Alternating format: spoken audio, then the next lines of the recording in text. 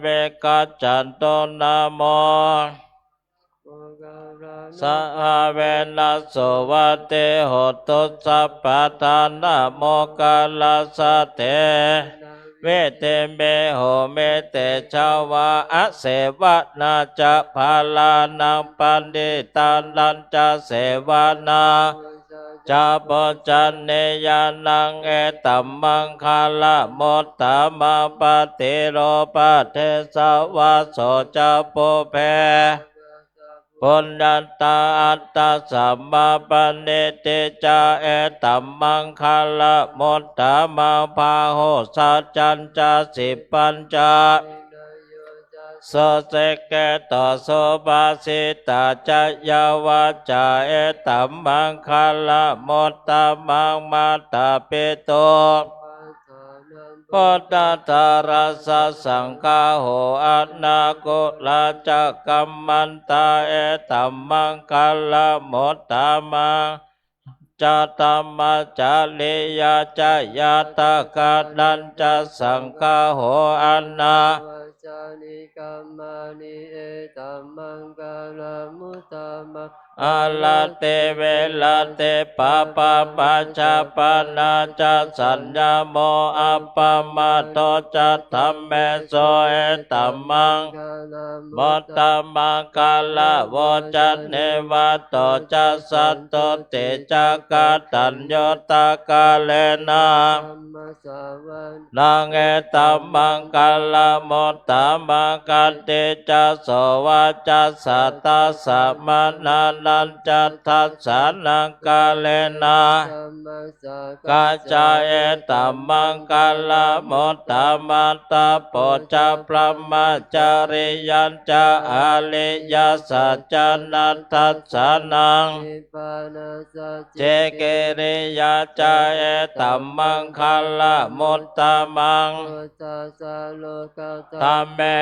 เจตังยัสสานะกัมปติอาโศกเวลาชังเขมัง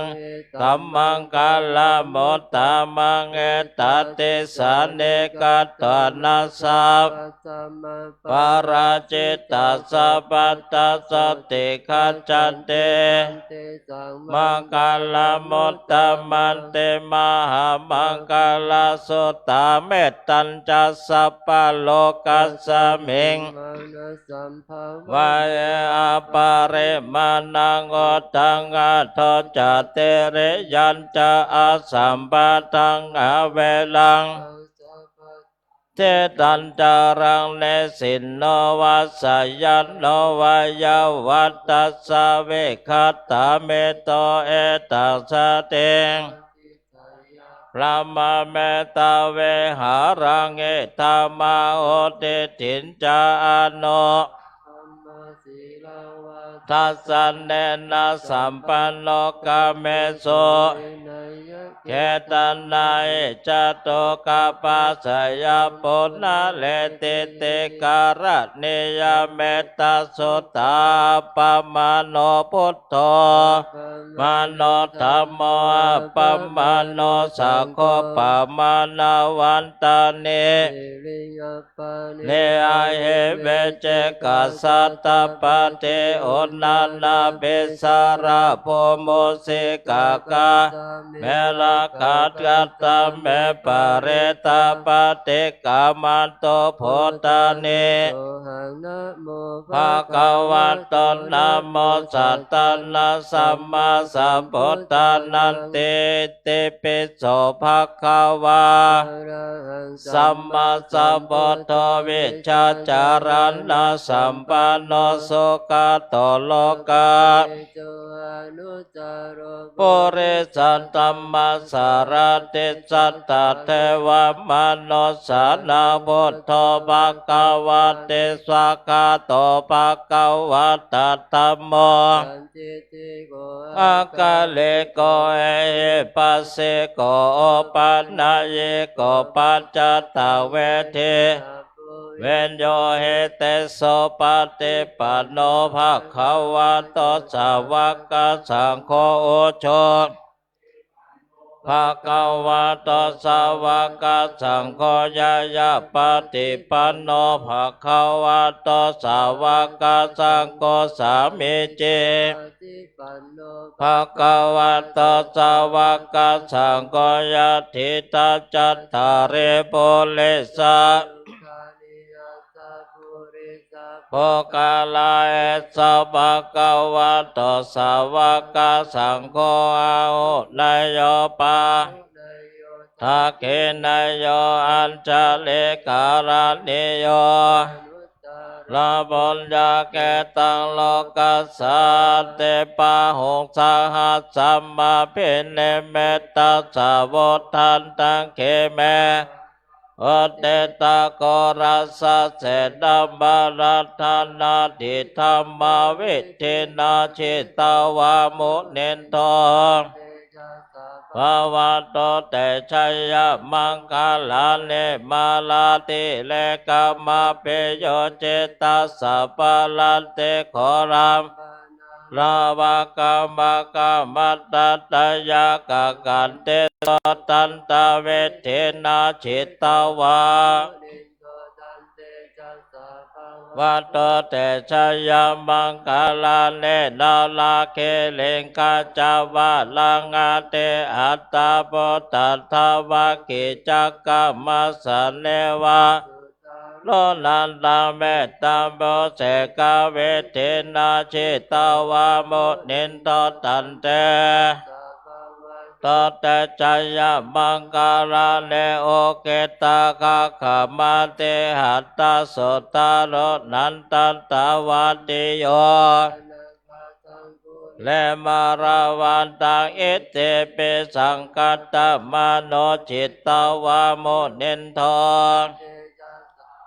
วัตเตชัยยะมังคลาเนกาตานากาธโมทารังเอวะกาเปเนยาจินจายาทศวาจานาชานา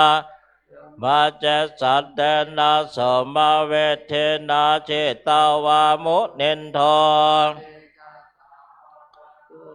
สยามมังคลาเนสัจจังเวหายามาเตสัจจกวาตาเกโตวาตาเปโลปิตาบานังอันตาปตาปัญญาปฏิปัจจลิโตตันเดจัสสะภาวะโตเตชัยยะมังคลาเนนันโทปันนันตาปุชากังเวโพตามาหิเตเทระบูชาเขนัตถมาปยันโตเอโตปะเทตาวาโมเนนโตตันเตจัสสะภาวะโตเตชัยยะมังคลาเนเตเตโปจักเกนะสตตาตาตาพระมเวสเตชเตเมเตบากาปิตานังญาณาเวเทนาเจตาวาโมเนนตตันเตชัสสะภาวะชัยยามังคลาเนเอตาเปปัฏฐาชัยยามังคาราอัฏฐาวาจานาเตนาเตเนสระเตมาตันเตตันนันเนกาเวเวโจวัตวันเนโมคัสโสกังกาเตกัมมายามหาการุณเนโกนาโทหิตายัสสะปะปะเนนาโปเรตปาลามิสัมปเตมตตามังเอเตนะสัจจวัจเจนะโอโตเตชัยยามังคลาชัยยันโตสักกายานานันเตวัฏฐานโนเอวัตตวะเวจโยโหหิชัยยสุชัยยามังคเลตาบัลลังเกสิเสปตาเวปกเรอเปเสเกสัพพะพุทธานังอาคาโสนาการตาโสมังคลาโสปะปะตาโสเตตาโสกาโนโทจัสโสเยตาพระมจาเรโสปะทาขินังกายา กรรมาปาตาขีนาปาตาโลกรรมาปาเนติเตปาตาขีนาปาทางกาตานาราบันตาเตปาตาเกเนยันตนเนเมตังอาวะมังคารัญจโยสกุณัสสะสัตตปะปะกะโหตโสเภนังอากันตังพุทธานุภาเวนะวินาสเมนโตยันตนเนอาวะมังคารัญจโยจามันนาโปสกุณัสสะสัตตปะปะอากันตังธรรมานุภาเวนะวินาสเมนโตยันตนเนเมตังอาวะมังคารัญจามานาโปสกุณัสสะสัตตปะปะกะโหตุโสเปนังอากันตังโนภาเวนะวินาสเมนโตปุจจังโคสัตติสังกาโตธัมมานังวิจโยตัตถะเวเลเปเตปัสสะเตปุจจังคาจัตตถาปะเลสัมมาตุเวกาปุจจากาสัตเตเตสัพพัตถสินาสัมมาตากาตาภาเวทาภาหุเรกาตาสังวัตตันเตยายันเนปันลายาจะโพธิยาเอเตนะสัจจวาเชนะโสติเตปัตตาเอกัสสมิงสัมมาเยนะโทมกกัลลานันจักกัสสะปังคิลลาเนแต่สปะชังแคสัตตะเตสะเยเตจะตังอาเปนันเทตโรกามุจจิสุตังคะเนสเตเตอตตัปปะตาเอกทัตถมราชาเปเครันเดนาเปเปเลตจนตัดเถเรนาเจวาปนาเปตนาสัทธารสมโมทิตตจะอาปาทาตัมหาทานาโสเอเตนะสัจจะตสัปปะตาปะเหนะเตจะอาปาตาตินันนาเปมาเหสินังมาคาหาตากิเลสวะโนบาเตธรรมาตังเอเตนะสัจจาเตเตโหตุสัพพตาติโลเกศิลโคนสัจจะสัจจยโนตยเตนะนาคาหาเมสัจจเกเรยามานตารังอาวาเชตธรรมพัลลสะเลตัวปบสัจพลัมมาวาสยาสัจกิริยามากาสหัสันเตตานาสันติปาตาวันจานามาตาเปตาชาเนขันตาชาตาเวทาสาสัจเจกเตไมหังมหาปาชาลิโตเสเขวัชเชเสโสลัสสกาเลโอตากาปัตตยาถาเสกิสัจเจนะเมสะโมจะปารเมเตพุทโธมังคลาสัมโพธสัพพโตเตปะโตตโมพุทธามากรรมสัพพะโตขาปะมนจเลธรรมมังคลาสัมโพธคัมเบโร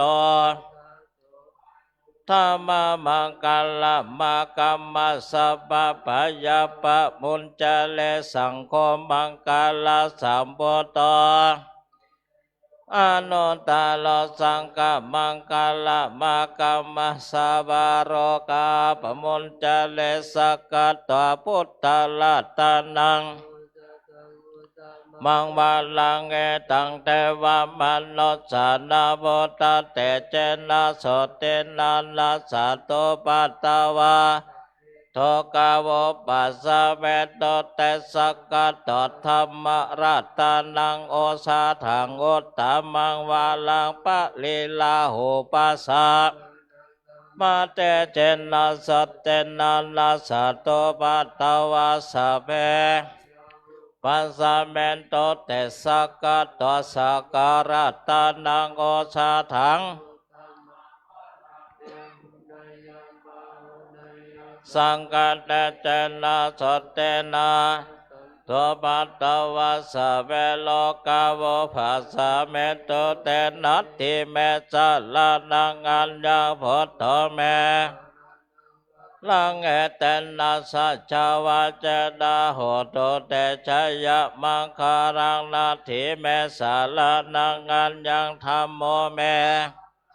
วะลังเอเตนะสัจจวะเชนะจายามากาลาทิเมสาระนังอัญญัง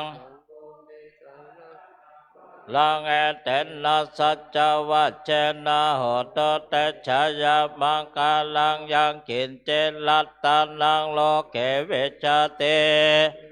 โพโตรัตนาพุทธัสสะมังนาเตตัสสะมาโสติปวันตุเตยังกินเจเวจันเตเวเวทาโบตรัตนาหัมมัสสะมังนาเต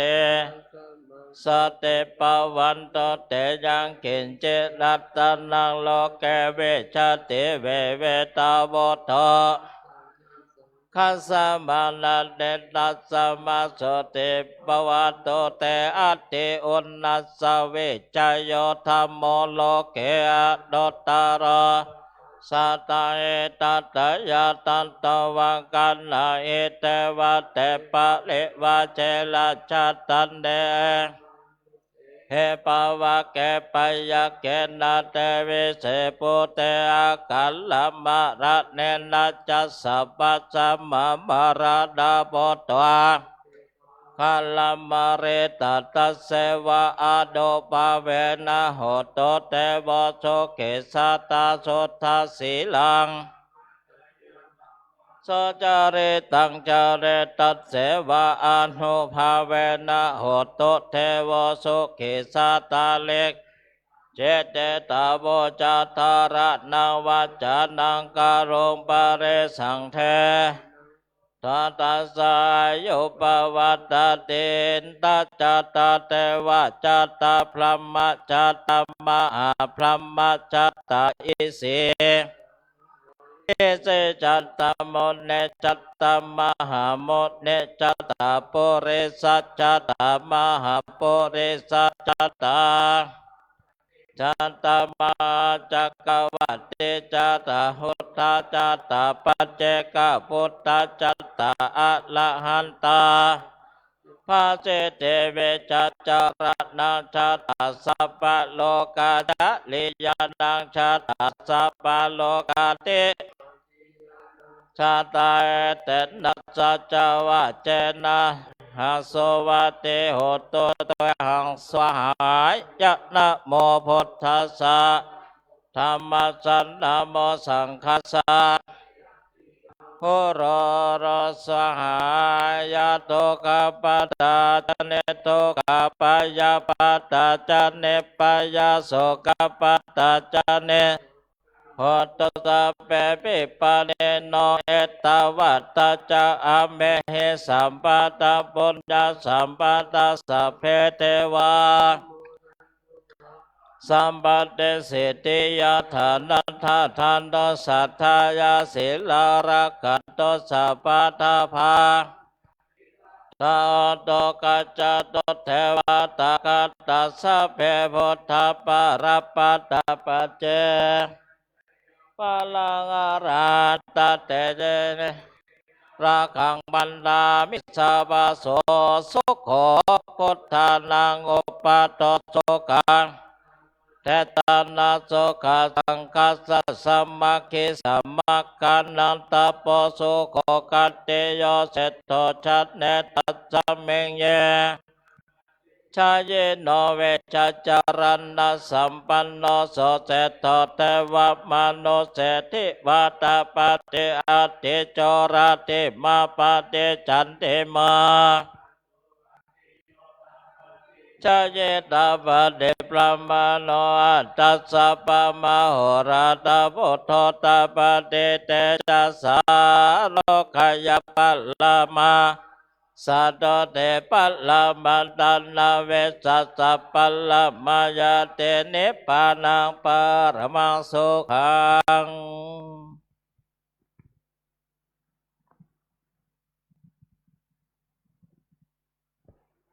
ครูประหลัดสุวัฒนะมาแล้วพระครูพุทธศาสตร์สุประดิษฐ์ตะลุงพระครูอาทรสมาธิวัดผู้ช่วยเจ้าวาดพระลำหลวงนะครูประหลัด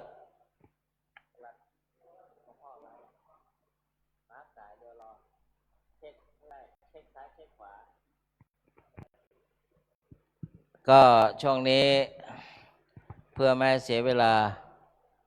ตุลุงอาทรสมาธิวัดท่านเสนอว่าให้ทุกท่านกราบสติปัฏฐานแล้วนั่งเจริญสมาธิวิปัสสนาสักระยะหนึ่ง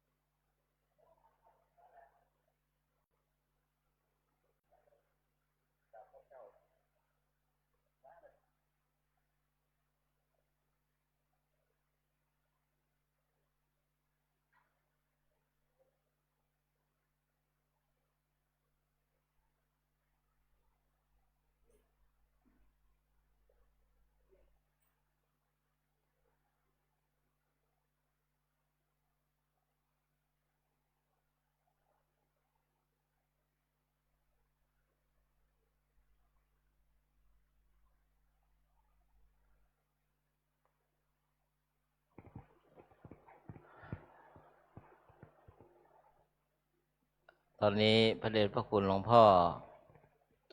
พระสวรรณเมธีดรหลวงพ่อเจ้าวาดพระลำหลวงได้เดินทางมาแล้วตุลุงพระศรีศิลปาจารย์ก็เดินทางมาแล้วการทำวัดสวดมนต์ก็เสร็จสิ้นลงเดี๋ยวเราค่อยวันทาหลวงวันทาน้อยในตอนนั้นทีเดียวไปเลยรัตนาพระเดชพระคุณหลวงพ่อ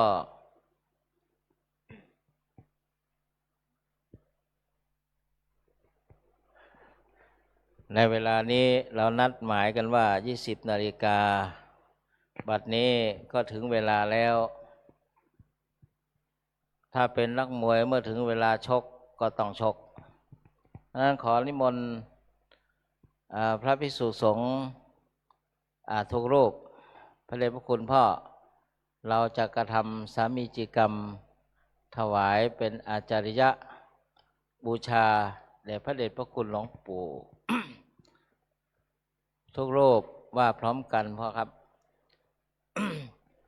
อะระหังสัมมาสัมพุทโธภควาพุทธังภควันตังอภิวาเทมิสวากขาโตภควตาธัมโมธัมมังนามัสสามิสุปฏิปันโนภควโตสาวกสังฆังนามามิหันธัมมยังพุทธัสสะภะคะวะโตปุพพะกัณมะกะรังกะโรมาเสนะโมตัสสะภะคะวะโตสัมมาสัมพุทธัสสะนะโมตัสสะภะคะวะโตอะระหะโตสัมมาสัมพุทธัสสะนะโมตัสสะโตอะระหะโตสัมมาสัมพุทธัสสะหันธัมมยังพุทธานุสตินายังกะโรมาเสปิโสภะคะวะอะระหะสัมมาสัมพุทโธ ชาจารณะสัพพโนสุขโตโลกเวโทอนุตตรปุริสธรรมสารติสัทธาวัมมโนสันังพุทโธภควาติกายนวาจายวาเจตสาวาพุทเทกุกรรมปะกตังมัจยังพุทโธปฏิกนาตัวจยันตังการันตะเรสังวรโตวะพุทเทหันธรรมยังธรรมานุสตินยังกโรมาเสขาวตาธรรมโมสัตเตติโกอากาลิโกเอหิปัสสิโกโอปัญญิโกปัจจตังเวทิตาโพโยหิเตกายนวาจายวาเจตสาวาธัมเมกุกรรมปะกตังมัจยังธัมโมปฏิกนาตัวจยันตังการันตะเรสาวริโตวัฏธัมเมหันธรรมยังสังขานุสตินยังกโรมาเสโนภะคะวะโตสาวกสังโฆโอจปฏิปันโนภะคะวะโตสาวกสังโฆยายาปฏิปันโนภะคะสังโฆสามีจิปฏิปันโนภะคะวะโตสาวกสังโฆเทตาจตาเรบุริสโยกาเนอาทาบุริสบุคลาเอสะภะคะวะโตสาวกสังโฆอาหุนายโยปาหุนายโยทานายโยอัญชเลกรดิโยอนุตตรปุญญาโลกัสสาติกายนวาจายวาเจตสาวาสังเกกุกรรมปะกตังมัจยังสังโฆปฏิกนาตัวจยันตังวสังเขหันธรรมยังสิริมังคลมหาเทราวิดุติกาทโยปนาบาเสทาตามหาเทโลเอเรโกเสเรมังคโลมังคโลปายเมทาเวมังคโลปายเตสโกคารธานิยาปาโมโคเสสาโนเสสานายโกโลกาโนกามปิเมตายาสัตเตปาทานาทารโกสัตเตมาอาปะมาโตจาทานามาสามิสาภาดาเตเสเรมังคลาสมานาวิสุทธิวงศ์สังฆาองค์ทรงสิริมิวังวายสามรวมยืนเดินนั่งผู้พร้อมพรั่งด้วยละอายปัญญาขจรขจายชี้อุบายอันมงคลควรแก่ฐานะครูนำสิทธิรู้ทุกหมู่ชนชาวโลกต่างได้โยนสงเคราะห์ชนด้วยเมตตาผู้ทรงสติปัฏฐานตลอดกาลทุกเวลาทรงนามสติมาไม่ประมาทองค์อาจงามข้าขอนมัสการสถานในทุกยาม เถระผู้ทรงนาม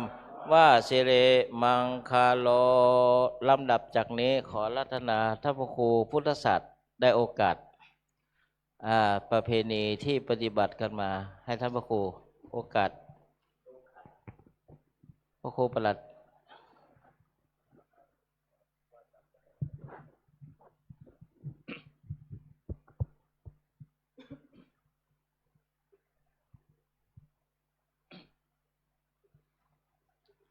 อะหังวันตามิสลีลังสัพพังโตสังขมัทเมพันเตสาธุโอกาสพันเตข้าเดสลีละลังและดวงจิตวิญญาณของพระเดชพังคุณหลวงปู่พระพรหมมงคลส่วนอาจารย์ในวันนี้ก็เป็นวันดีทิฏฐิอันวิเศษเหตุว่าสังขารปีเก่าก่อนล่วงล้ำกำลนพ้นไปแล้วปีใหม่เกี่ยวก็แม่จุจอดหลอดถึงเติงบัดนี้เจ้าสมณศรัทธาไม่มีหลวงพ่อท่านเจ้าคุณพระสุวรรณเมธีเจ้าอาวาสตันเจ้าคุณพระอมรเวทีตันเจ้าคุณพระศรีศิลปาจารย์พร้อมกับโดยเทวสิกษุมยมเจ้าภิกขุสามเณรเจ้าจุตุนจุองค์โหนแห่งห้องไปนอกก็ไม่มีคณะสัทธาเมชีโยคีผู้ปฏิบัติธรรมจูน้อยใหญ่ยิ่งใจก็ได้ประกันสนงคงควายตกแต่งเป่งพร้อมน้อมนำมายังตุภาบุภาลาจาดวงดอกเขาตอกดอกไม้เล่นน้ำสุขันโทตากาคำพิโลตากาเขามินสมปล่อยเปื่อจะขอสุมยังสลีละลังหลวงปู่เจ้ายามเมื่อลูกหลานตานเต่าได้ล่วงล้ำโดยไตตวนคือว่ากายกรรมมืดดำมนเศร้ายามเมื่อผู้ฆ่าตั้งหลายได้ทำกายกรรมอันตกต่ำจะได้ขึ้นตียำได้ขึ้นตีต่ำยำตีสูงโดยอิริยาบถตั้งสี่บ่รู้แจ้งที่เป็นพระมารกลัวเป็นกรรมมาปะเป็นเวรมาปานขอหลวงปู่ได้พายโพดอาโหสิกรรมวจีกรรมมังได้หลอนกรรมศพกรรมปากกรรมกล่าวกรรมหยาบจ้าเลวไหลกรรมบ่มีในธรรมกูเป็นมืดดำกรรมเศร้ากลัวเป็นกรรมล้นแอวไปลุนขอหลวงปู่จุงภายนาบุญแอวสิกรรมยังวาจีกรรมมโนกรรมมังยามเมื่อผู้ฆ่าตั้งหลายมีจิตใจงานมืดดำกรรมเศร้าเกิด บ่แจ้งทีได้กล่าวได้เกิดกรรมตีสันลังสงสัยกลัวเป็นภัยใหญ่โตตองกลัวเป็นกรรมมาปองกลัวเป็นเวรมาถูกในเนื้อในตนกลายเป็นนิวรณธรรมกลางวอนแก่ลูกศิษย์และลูกหาในยะหนึ่งผู้ฆ่าต่างหลายก็เกิดยังโตสมนัสสาวิปโยคยามเมื่อหลวงปู่เจ้าได้ลาจากโลกโลกีละลูกศิษย์ลูกหาตั้งมวลมีแรงพ้องก็โศกีโศกไม่กลัวผู้ฆ่าตั้งหลายเป็นยังกรรมมันหยาบจ้าไปลุนผู้ฆ่าตั้งหลายก็กลัวเป็นบอกก็กลัวบ่เป็นนาบุญไปแน่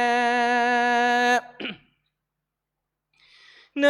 ยาหนึ่งผู้ฆ่าตั้งหลายงานมีหลวงพ่อท่านเจ้าคุณเจ้าอาวาสได้เป็นเก้าและเป็นการ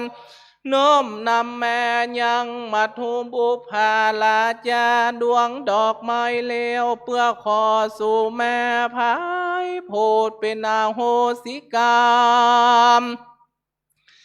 มองเฮอได้เป็นนิวรณธรรมกรรมอันเก่นกา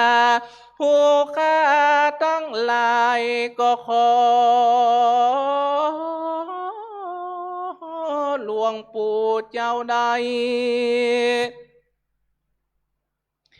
เป็นมังกลาปันปอนแงมแก่ผู้ฆ่าต่างหลายอย่าใดมีอายุฮืออย่าปันถอยจ้าขอผู้ฆ่าต่างหลายมีวันนักเกษมใสแจ่มลาสุลาลัยสุขาตึงกายใจแห่งผู้ฆ่าพาละกำลังให้ผู้ฆ่าตั้งหลา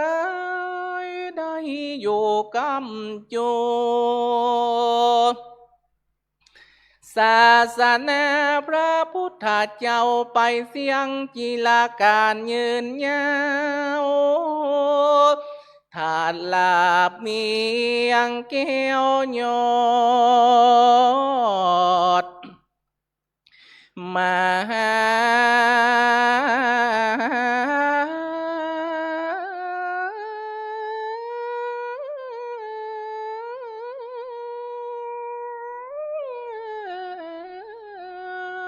เนลปานหน่วยดังผู้ฆ่าจะขอสู่แม่ตามบทบาทบาลีวากายตัวเลวจีตัวเลมโนตัวเลสันจิจาโตสังสันจิจาโตสังสัพพังโตสังขมันตุโนผู้ประหลัดแทนพระเดชพระคุณหลวงพ่อตุลุงแล้วก็ประเคนข้ามินสุ่มปล่อยสุขันโททกะในขณะนี้เลยก็ได้ครับระวังพัดแล้วแต่ตุลุงเจ้าคุณศรีแล้วแต่พระเดชพระคุณอันดวงกลางนะพระครูประหลัดแน่นเรียนถวายหลวงพ่อด้วยไม่ต้องรีบครับพ่อครับพระครูประหลัดช่วยดูให้พระเดชพระคุณพ่อเอามือพ่อหัตถาหลวงปู่พอละครับสาธุพ่อไปใกล้ๆครับพระครูประหลัดเลขานุการรองจังหวัดเป็นเลขาหลวงพ่อไปด้วยตุลุงเจ้าคุณศีลและประจานนะนี่ถือว่าค ณะศิษย์ทุกรูปทุกท่านได้คารวะพระเดชพระคุณปู่นะตุลุงทั้งสองเมื่อตุลุงทั้งสองได้ถวายน้ำสุขันโธทกะน้ำอบน้ำหอมอัมพิโลทกะเขาหมิ่นส้มป่วยแล้ว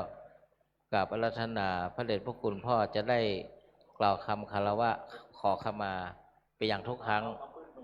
เอาแล้วแต่ป่อแล้วเขาจะได้วันทานน้อยละวันทานน้อยครับวันนี้จะเกิดครับขอแสดงความนับถือ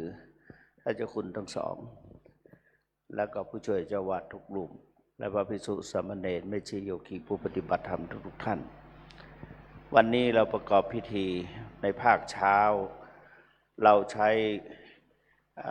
ระบบล้านนา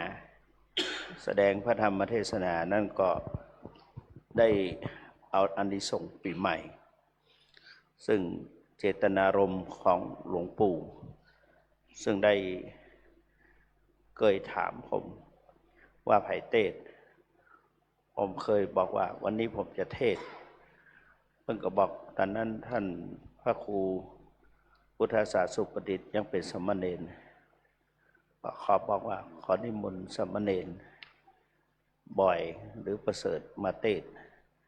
อานิสงส์พื้นเมืองวันนี้ผมก็ได้ยึดถือในปีใหม่มาตรงในค่ำคืนวันนี้ก็ได้ดูเหมือนว่าจะหลวงปู่จะดลบันดาลให้เอาทั้งหลายประกอบตามวัฒนธรรมล้านนาท่านพระครูพุทธศาสสุประดิษฐ์ก็ได้ขอสุมาเป็นภาษาพื้นเมืองเป็นล้านนาธรรมและล้านนาไทยแท้ๆของรู้สึกว่าประทับใจเราจะรักษาอันนั้นในโอกาสนี้เราจะใช้เนี่ยว่าวันทานนะเทเลกันเทเลนั่นนะมหาเทเลปมาเทนาทวารตาเยนะกตังสัพพังอปาลาทังคามาธาเมพันเตมหาเทเลปมาเทนาทวารตาเยนะกตังสัพพังอปาราทังขามาธาเมพันเตมหาเทเลปมาเทนาทวารตาเยนะกตังสัพพังอปาราทังขามาธาเมพันเตวันทาน้อยไหมก่อนวันทาน้อยวัดสองรอบไหมก่อนสามวันตาเมพันเตสัพพังอปัลลาทังคามาธาเมพันเตมัญญากตังปุญญาสามินาอนุโมทิตาพังสามินากตังปุญญังไมหังตาตาพังสาธุสาธุวันตามิพันเตสัพพังอปัลลาทังคามาธาเมพันเตยังสามินาอนุโมทิตาพังสามินากตังบุญยังไมหังตาตาพังสาธุวันตามิพันเตสัพพังอปัลลาทังคามาธาเมพันเตมัญญากตังปุญญังสามินาอนุโมทิตาพังสามินากตังปุญญังไมหังตาตาพังสาธุสาธุอนุโมทามิ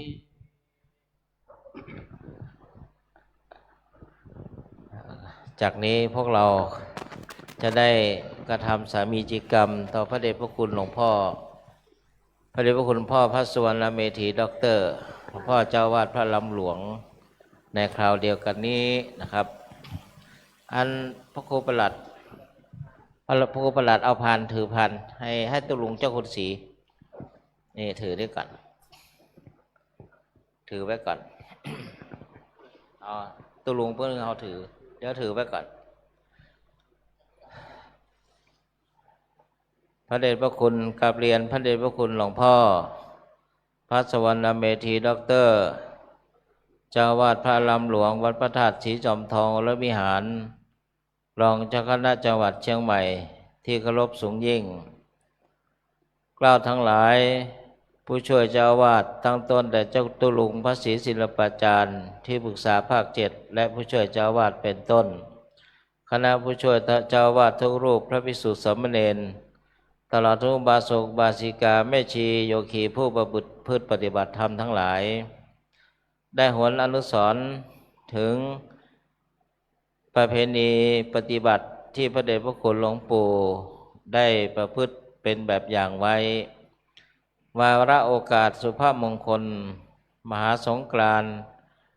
เวียนผ่านมาเคารพในวันนี้15 เมษายน 2569ก็บันไดละเสยังฮีตบันไดฤทธิ์อริยประเวณีนั้นก้าวทั้งหลายได้ล่วงเกินพระเดชพระคุณหลวงพ่อด้วยกายกรรมโดยวจีกรรมและมโนกรรมทางใดทางหนึ่งก็เป็นที่น่าวิตกกังวลว่าบางทีเรานั้นเป็นกลัวเป็นนิวรธรรมที่จะปิดบังปิดกั้นไม่ให้เราทั้งหลายได้พบหนทางแห่งความสว่างทั้งในปัจจุบันและในสัมปรายะภายภาคหน้าอันหนึ่งเพื่อเป็นการขอขมาพระเดชพระคุณหลวงพ่อในคราวเดียวกันนี้เราทั้งหลายก็จะว่าพร้อมกัน เทเรปมาเทนะทวารัตเยนะกตังสาปังอปาราทังขมาตุโนพันเตเทเรปมาเทนะทวารัตเยนะกตังสาพังอปาราทังขมาตุโนพันเตเทเรปมาเทนะทวารัตเยนะกตังสาพังอปาราทังขมาตุโนพันเตอะหังโวขมามิตุมเหหิปิเมขมิตพังขมามะพันเตประเคนพระเดชคุณพ่อพระเดชคุณพ่อจะให้โอวาทและสัมโมทนียะให้พรตามสมควรขอแสดงความนับถือพระเดชพระคุณได้เจ้าคุณพระศรีศิลปาจารย์ได้เจ้าคุณอมรเวทีโดยเฉพาะได้เจ้าคุณศรีเป็นที่ปรึกษาเจ้าคณะภาค7แล้วก็พระเถรานุเถระผู้ช่วยเจ้าอาวาสทั้งหลายภิกษุสามเณรทุกรูปแม่ชีโยคีผู้ประพฤติปฏิบัติธรรมทุกท่านเอามือลงการที่เราท่านทั้งหลายได้มาแสดงสามีจิกรรมหรือว่ามาขอขมาลาโทษในเมื่อวันเข้าพรรษาก็ดีออกพรรษาก็ตามแม้แต่วันปีใหม่เมืองซึ่งปีใหม่เมืองนี้ปีใหม่สงกรานต์วันนี้เป็นมหาสงกรานต์หรือวันพยาวันเป็นปีนี้จะเป็นวันพยาวันเนี่ยปีนี้คณะสงฆ์ภาค7เอาวัน15นี่เป็นวันสุดท้ายของปีนี้ปีหน้านี่จะเริ่มเป็นวันที่16เป็นวันพยาวันความจริงมันเริ่มมาตั้งแต่สมัยหลวงปู่ยังมีชีวิตอยู่พยายามที่จะเปลี่ยนแต่ทีนี้ในสำนักมหาราชวังเปลี่ยนละเปลี่ยนเป็นวันที่16ต่อไปกับปฏิทินก็คงจะเปลี่ยนถ้าปฏิทินเปลี่ยนก็หรือเจ้าคณะภาค7จะได้ประกาศเป็นอันหนึ่งอันเดียวกันถึงเจ้าคุณเทพรัตนนายกได้ขอความร่วมมือจากเจ้าคณะจังหวัดทั้ง3จังหวัดหรือทั้ง2และตัวท่านโดยจังหวัดลำพูนโดยกันแล้วก็ได้ขอความร่วมมือให้เป็นอันหนึ่งอันเดียวกันจะเริ่มตั้งแต่คณะภาค7นี่แหละดังนั้นตามที่เราคารวะก่อนท่านเจ้าคุณพระศรีศิลปาจารย์ว่า เรามีหลวงปู่ของเรา เรามีของดีอยู่แล้ว ตอนนี้เราก็จะต้องเพราะว่าตามประเพณีจะต้องไปคารวะครูบาอาจารย์ สมัยแต่ก่อนก็ยิ่งครูบาอาจารย์นักในปัจจุบันนี้ก็ลดลง ที่สูงสุดดังนั้นของเรามีอยู่แล้ว จึงต้องคารวะแสดงความเคารพครูบาอาจารย์ของเราก่อน เพราะว่าครูบาอาจารย์เราเป็นผู้ที่เป็นพระที่พุทธศาสนิกชนทั้งในประเทศและต่างประเทศให้ความเคารพประดุจดังพระอรหันต์ท่านว่าอย่างนั้นเป็นพระอรหันต์เป็นพระอริยเจ้าจึงมาปากันมากราบมาไหว้แม้แต่ถึงวันนี้ผมอยู่ภายในเขตพุทธาวาสเวลามาเนี่ยขอได้มากราบหลวงปู่หลายท่านมาพูดให้ฟังขอได้มากราบหลวงปู่นี่ไปนั่งกับผมไปอูกับผมก็รู้สึกปลื้มใจอันนั้นส่วนเราทั้งหลายอยู่ใกล้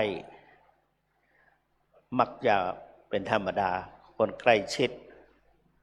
ความเกรงกลัวความต่อเราได้รับความอบอุ่นจากหลวงปู่เราจึงความยำเกรงก็อาจจะลดน้อยดูว่าเป็นเหมือนกับว่าเราอยู่ใกล้หลวงปู่อยู่แล้วเราอบอุ่นอยู่แล้วถ้าคนอื่นที่อื่นที่ไกลเปิ้นมาเนี่ยเปิ้นค่านิยมเปิ้นสูงมากๆว่าได้มาหันหลวงปู่แล้วดีใจขนลุกคนชั้นก่อนจะมาถึงละดังนั้นมันจึงต่างกันเราทั้งหลายอยู่ใกล้ก็อาจจะเผลอเลยประมาทบ่เป็นหยังบางทีก็ยกมือไหว้สุมาเนอะบางทีก็ยกขยักหน้าให้หลวงปู่ก็มีว่าไปแล้วทั้งผมด้วยแหละ บางทีก็โค้งให้สุมาบางทีก็ยกมือไหว้ฉะนั้นอาจจะว่าเป็นการล่วงเกินด้วยกายกรรมวจีกรรมมโนกรรมบางทีก็นั่งรถผ่านไปเฉยๆอย่างนี้เป็นต้นเพราะฉะนั้นเราท่านทั้งหลายเมื่อวันสำคัญมาเราก็ต้องมาพร้อมกันแสดงออกถึงความเคารพนอบน้อมต่อพระคุณสมบัติของพระเดชพระคุณหลวงปู่ที่หลวงปู่ได้มีเมตตาต่อเราทั้งหลายเราทั้งหลายได้อยู่ดีกินดีบ่มีเรื่องเดือดร้อนก็เพราะบารมีหลวงปู่ประการหนึ่งเราได้อาศัยบารมีพระทักษิณโมลีธาตุคือพระรัตนตรัยแล้วก็ภายในนี่เราก็ได้รับจากหลวงปู่ถึงทำให้เราได้อยู่เย็นเป็นสุขกันผมเองในฐานะเป็นเจ้าอาวาสก็ต้องขอบพระคุณทุกฝ่ายที่ได้ประพฤติปฏิบัติโดยเฉพาะวิปัสสนากรรมฐานแนวสติปัฏฐาน4สำนักวิปัสสนาการปฏิบัติธรรมเจ้าคุณพระศรีศิลปาจารย์รับหน้าที่เป็นผู้อำนวยการได้ดูแลไม่ใช่เรื่องง่ายๆไม่ใช่เรื่องธรรมดาเป็นเรื่องที่หนักมากๆแต่ท่านเจ้าคุณล้ำลึกนึกถึงพระคุณสมบัติของหลวงปู่ปฏิปทาจริยวัตรหลวงปู่พอติดตามหลวงปู่ไปได้รับซึมซับเข้าไปในจิตใจบ่สามารถจะละทิ้งได้จึงต้องในขณะเดียวกันเราท่านทั้งหลายโดยเฉพาะพระวิปัสสนาจารย์ก็มีกุศลศรัทธาเพราะประพฤติปฏิบัติแล้วได้ขังขัด เกลาตัวเองได้ทั้งสอบอารมณ์ได้รับสภาวะได้เห็นสภาวธรรมของโยคีผู้ปฏิบัติต่างๆกันคอยได้รับความรู้ขึ้นไปทั้งที่ไม่มีในตำราและบ่ได้ยินจากใครมาก่อนแต่มันเกิดขึ้นจากประสบการณ์และการแก้ไขปัญหาสอบอารมณ์ต่างๆนับว่าเป็นสิ่งที่สังคมทั้งหลายยอมรับหลายที่พอเราไปพูดกรรมฐานภาวนาเนี่ยเพื่อจะเชื่อเขายอมรับตั้งใจฟังด้วยดีแล้วก็ชื่นชมเราท่านทั้งหลายได้รับซึมซับเข้าไปแบบใกล้ชิดนะแบบธรรมชาติค่อยๆซึมซับเข้าไปกำน้อยภาษาบาลีแล้วเรียกว่าวิสยาฐาระซึมซับเข้าไปอันนั้นจึงเป็นสิ่งที่ดีนอกจากนั้นในด้านการต่างๆในด้านการปกครองในด้านการเป็นผู้ช่วยเจ้าวาดทั้งหลายมีส่วนร่วมแบบไม่รู้ว่าการปกครองมารู้ว่าปกครองเราทั้งหลายแบบพี่สอนน้องใจแบบพี่สอนน้องแบบคนในบ้านเดียวกันซึ่งถือว่ามีความเคารพยำเกรงกันในด้านการศึกษาผมเป็นที่พอใจมากๆเรามีการศึกษาเราเรียนกันเป็นที่ยอมรับสำนักเรียนสำนักหนึ่งไผ่บอกกับผมนะฮะเดี๋ยวกันนะตั้งในกรุงเทพประกาศในเมื่อวันประกาศผลสอบในสอบนี่ผมเพิ่งได้ยินว่าเป็นยกย่องวัดพระธาตุสีจอมทองได้ประกาศวัดพระธาตุสีจอมทองพอดีผมฝากปัจจัยไปถวาย 10,000 บำรุงแล้วก็เพื่อกระลวดประกาศแล้วก็ชื่นชมวัดพระธาตุสีจอมทองอันนี้ก็ได้ยินวันนี้เนี่ยมโหไผ่อู้ฟังลืมไปละที่ไปตรวจบาลีด้วยกันเปิดอู้คือฟังเพราะฉะนั้นนี่ถือว่าการศึกษาของเราสอบได้นักเราตั้งใจเรียนด้านพระอภิธรรมก็เป็นที่ยอมรับเราทั้งหลายได้ศึกษาเราเรียนทางภาคปริยัติทางภาคปฏิบัติเอามาควบคู่กันในฝ่ายปริยัติธรรมฝ่ายบาลีก็มีคำศัพท์และก็ที่เกี่ยวกับการประพฤติปฏิบัติมันก็นักอยู่ทางฝ่ายอภิธรรมเกี่ยวกับสภาวะธรรมหรือดวงจิตต่างๆก็มีหลายเพราะฉะนั้นในเมื่อได้นำมาประพฤติปฏิบัติควบคู่กับประพฤติปฏิบัติวิปัสสนาแนวสติปัฏฐาน4ถือว่าเรามีอาวุธครบครันเหมือนกับคนเปิ้นแกะสลักบานประตูใหญ่จะมีสิวเล็กสิวน้อยบัดติดขัดเวลาจะทำอย่างสิวเล็กสิวน้อยนั่นสามารถจะทำให้เกิดลวดลายดอกไม้ในบนแผ่นประตูหน้าต่างตีเป็นแกะสลักออกมาหรือว่าเราได้เปรียบเรามีทั้งภาคปริยัติปฏิบัติในด้านกิจวัตรหลวงพ่อทั้งหลายก็บ่ละได้มาประพฤติปฏิบัติจริงอยู่ของเรานั้นอาจจะเปลี่ยนแปลงตามโอกาสตามการเวลาเหมาะสม คือปรับเข้ากับปัจจุบันหลวงปู่ว่าอปัจจุบันแม้แต่การประพฤติปฏิบัติวิปัสสนาแนวสติปัฏฐานสี่พองหนอยุบหนอมันเกิดบะปองบะยุบขึ้นมาเอาปัจจุบันสภาวะธรรมได้เกิดขึ้นก็เอาสภาวะธรรมนั้นตามอิริยาบถยืนเดินนั่งนอนเอาอันนั้นมาเป็นอารมณ์ก็ได้แต่ว่าต้องกำหนดตลอดดังนั้นการประพฤติปฏิบัติในกิจวัตรถ้าวันพระไปที่ศาลาอย่างสามัคคีไม่ซักธรรมสามัคคีซึ่งหลวงปู่บอกว่าพอใจแต่ได้สร้างศาลาหลังนี้ในวันฉลองหลวงปู่นั่งตั้งหลังผมบอกโอ้เขาก็เมาปั่นปอนให้คนอื่นทั้งหลายหลวงปู่นั่งอยู่บนอัฐสงฆ์เดี๋ยวขอหลวงปู่อยู่นี่ท่านเจ้าคุณศรีเป็นผู้ควบคุมดูแลในการก่อสร้างวันฉลองนั้นหลวงปู่ดีใจว่าซาบซึ้งจะได้ใจคือคุ้มค่าอันนั้นในวันพระถือว่าใกล้พระทักษิณโมลีธาตุใกล้พระเจดีย์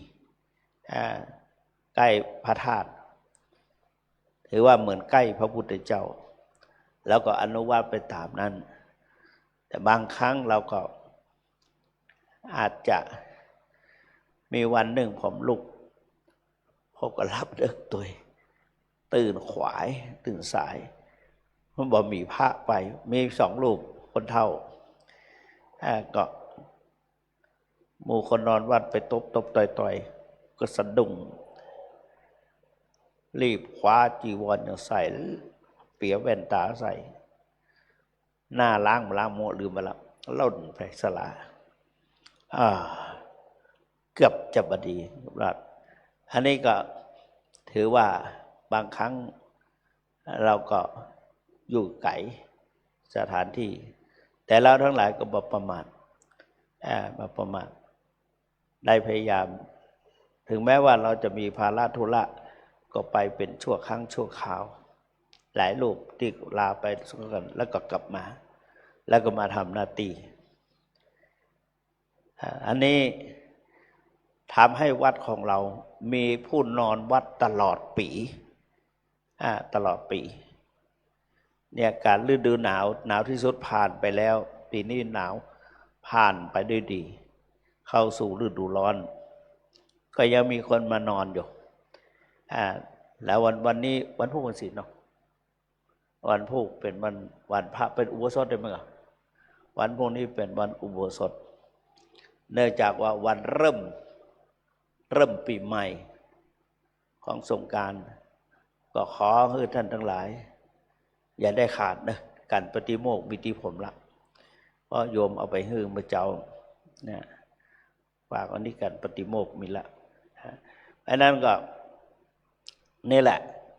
โดยเฉพาะพระทักษิณโมลีธาตุได้เราก็ยังประพฤติปฏิบัติเหมือนเดิมถึงแม้ว่าเราจะซ่อมวิหาร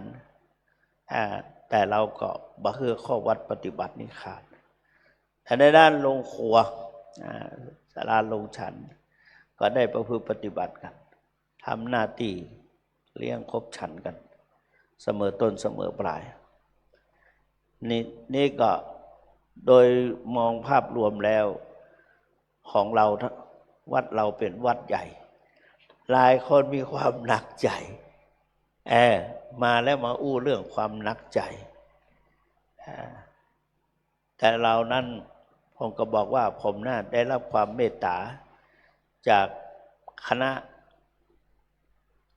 ผู้ช่วยเจ้าอาวาสและก็พระภิกษุสงฆ์สามเณรได้เป็นอย่างดีเพราะว่าทุกคน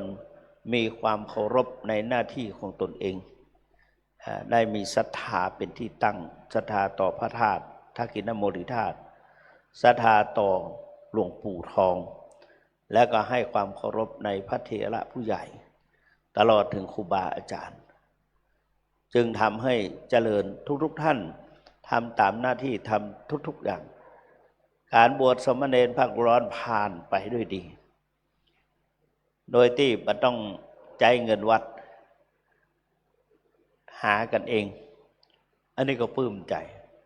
และปัจจุบันนี้ก็ในวัดเราเป็นวัดใหญ่ มีการมีงานตามปกติเจ้าอาวาสต้องเลี้ยงดูปู่เสือ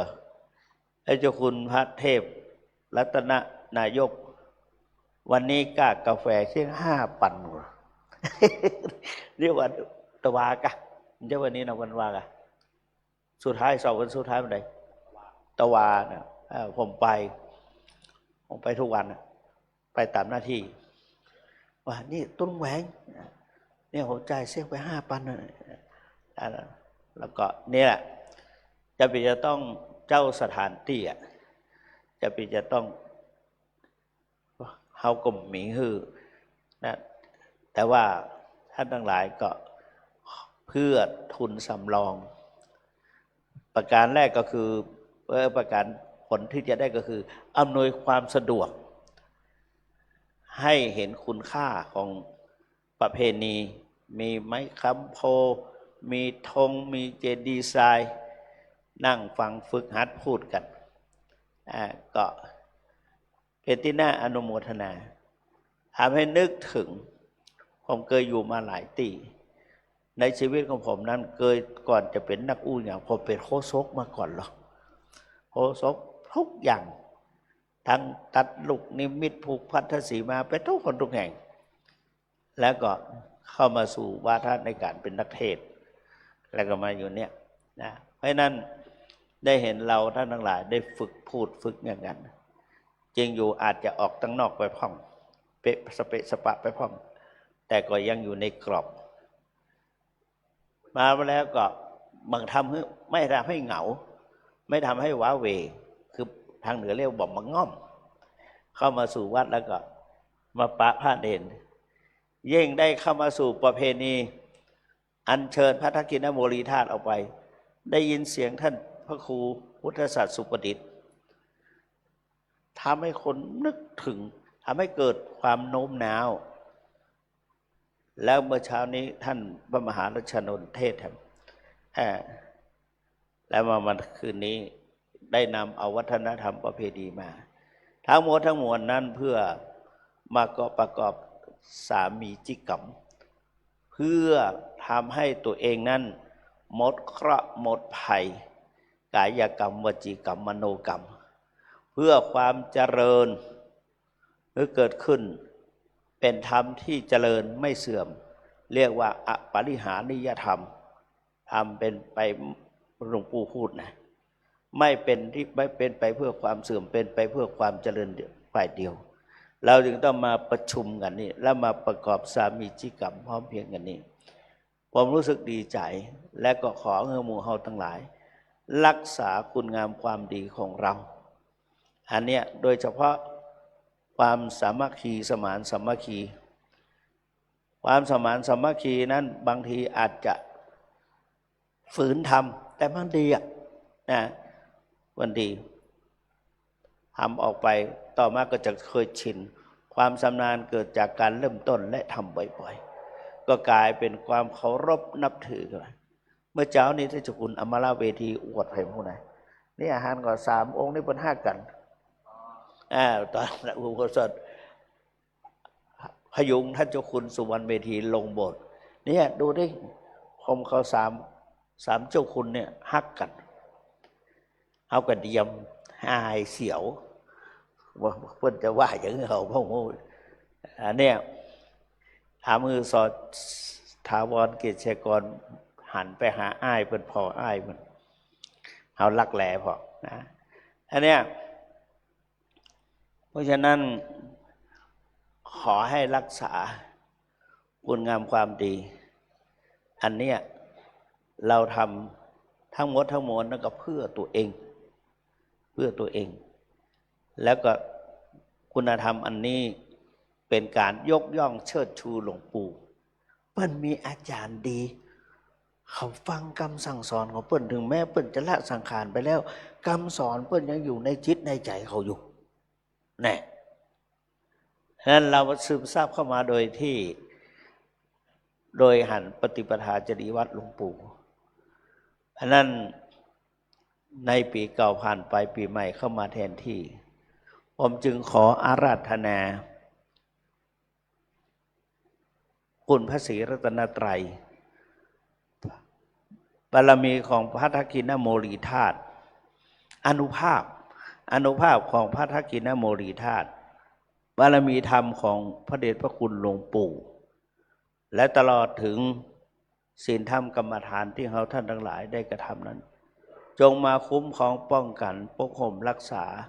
เราท่านทั้งหลายทุกท่านทุกรูปทุกนามพ้นจากโรคภัยไข้เจ็บมีกำลังวังชาแข็งแรงบอกว่าจะเหินเดินย่างก็อย่าได้สะดุดคล่องแคล่วว่องไวคล่องแคล่วว่องไวและก็ไปไหนมามีอุปสรรคพยันตรายและขอหมู่เฮาทั้งหลาย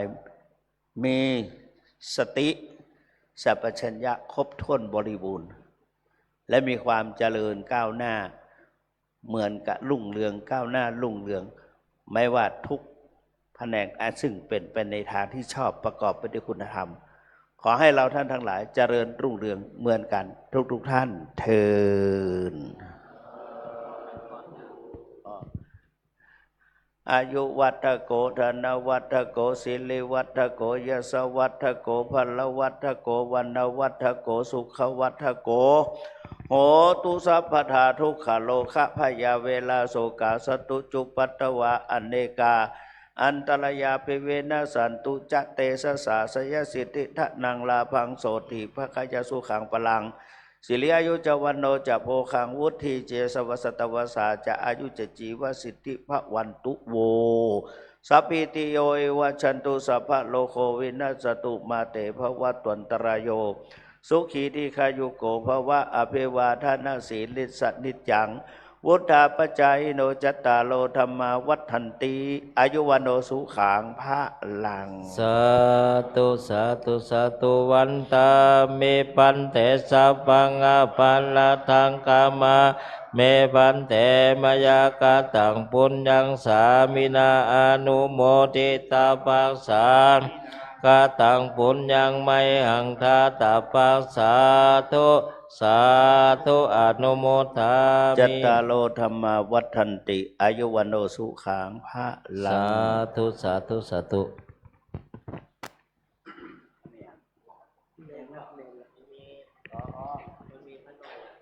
ขอนิมนต์พระสงฆ์หันไปทางอันนี้ตัวแทนลูกสามเณรเขาได้เตรียมไว้แล้วเนาะลูกขอเข้ามาถือพานกันถือไว้เทเลหันมาทางนี้ลูกอยู่นั่นแหละเทเลไว้เลยว่าเลยเทเลได้ไหมว่าพร้อมกันเดี๋ยวกัน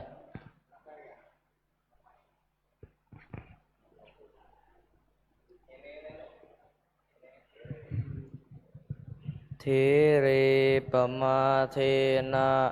ทวารตะเยนะกตังสัพพังอปาราทังขมัตถุนูพันเตสังโฆขมติตุมเหหิปิสังคัสสะขมิตพังขมามะพันเตทีนี้เจ้าคุณอมรรัตน์เนี่ย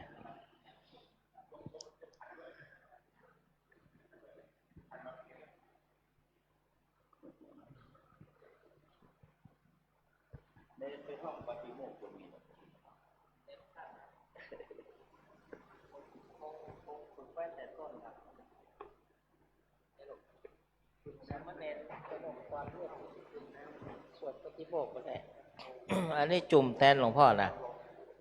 แล้วหันไปทางคณะคุณแม่เอาไม้ให้คุณแม่ดีไหมเป๊กจะได้ยินเสียงคุณแม่บ้างเนี่ยเป๊กเอาไม้ให้คุณแม่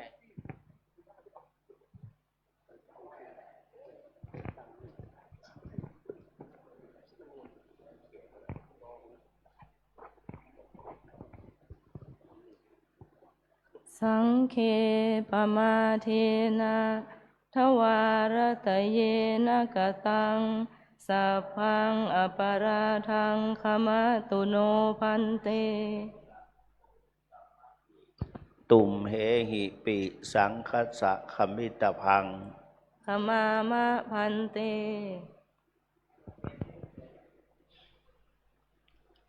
ประเคนตินเน้นเพื่อได้ใจเปิ่น เพราะได้ใจเน้น อันนั้นให้อีแม่กำ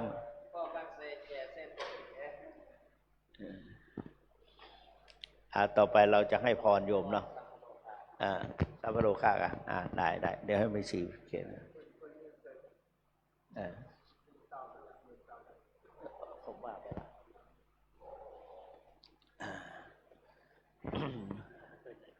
จะให้พรโยมนะสัพพะโลกเวเนโมโตสัพพะสันตาปวัตสัพพะเวลัมมะเตกันโตเนปโตจตุวังเตโยเววัชชันโตสัพสัตตุมาเตภวัตวันตรายโยขายโยโกภวะอภิวาเลสเนจังวุฒาปัจจายโนโลธรรมาวัฏฐานยุวันโนสุขังภา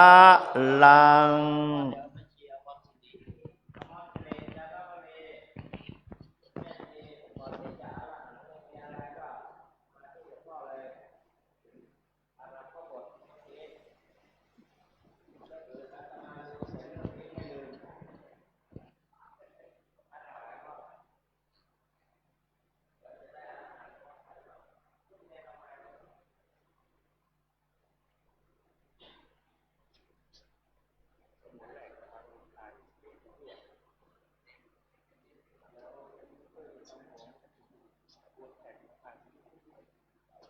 นวลีมาทางนี้อย่านวลีไปทางนี้เนี่ยมาคารวะหลวงพ่อมั้งพ่อมีนั่นไงครับผ้าหลวงพ่อได้หมดนะคุณแม่ชีเนาะอาตมาไม่ค่อยพกประเคนด้วยเนี่ยคุณมาสาธุสาธุพ่อใช้พานนี่หรือพ่อเนี่ยของอันเนื่องด้วยกายได้ของอันเนื่องด้วยกายนี่จดละหนุ่มหรือเปล่าปฏิภาณเลยดีหน่อยจะเอาวางบนขันบนพานนักคุณแม่โอ้ยอดเยี่ยมกว่าองค์อื่นแม่นสัพเพเตโยเววัจจันตุสัพพะโลกเวนัสตุมาเตววัตตันตรายโยสุขิติกายโกภวะอภิวัตนาสีลิสานิจังวุตาปัจจัยจัตตารโอธรรมาวัตตันติอายุวันโนสุขังภาลังสาธุสาธุพ่อจะได้ครับผมหันไปทางองค์พระพุทธครับอันนั้นผมจะประเคนนะผมจะประเคนสักกรรมนะครับอรหังเลยครับตุลุผมประเคนพ่ออรหังเลยอรหังสัมมาสัมพุทโธภควาพุทธังภควันตังอภิวาเท